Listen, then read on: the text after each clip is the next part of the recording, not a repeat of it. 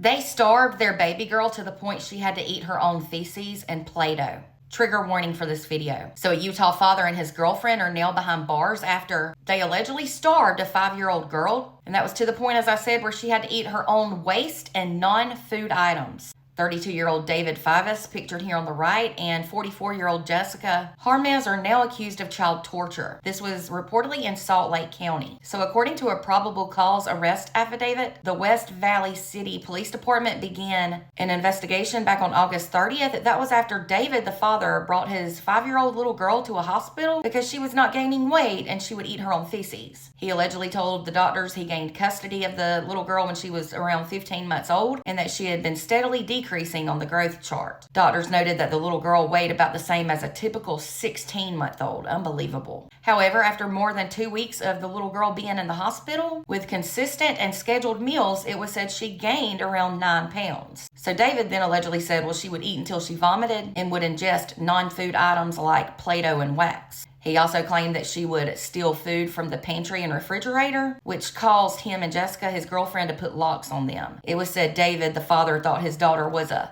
thief, and investigators now believe that these two monsters were withholding food from their child on purpose. Furthermore, David allegedly admitted that he resented his daughter and that he didn't treat her properly. Reportedly, there was another child in the home and he was not starving. Detectives said that over the course of 2 years, the child had been plummeting in both health and growth. Detectives said that Jessica and David were angry that the child was stealing food, the food they were depriving her of, so they went a step further and put child safety locks on every cabinet and appliance that had food in it. Absolutely unreal. It was said cops don't believe the little girl was ever overeating, but instead trying to save herself by eating non-food items or scavenging for food after everyone else in the household would go to sleep. They further said that the eating feces was likely due to starvation. David and Jessica allegedly tried to come up with that overeating story in order to keep authorities from finding out what was really going on inside that home. Then it was said that after Jessica got pregnant with their child, David called the Department of Child and Family Services to give his daughter up, but they wouldn't take her. Shame on them, though, for not starting an investigation. That's a clear sign abuse is going on if a parent calls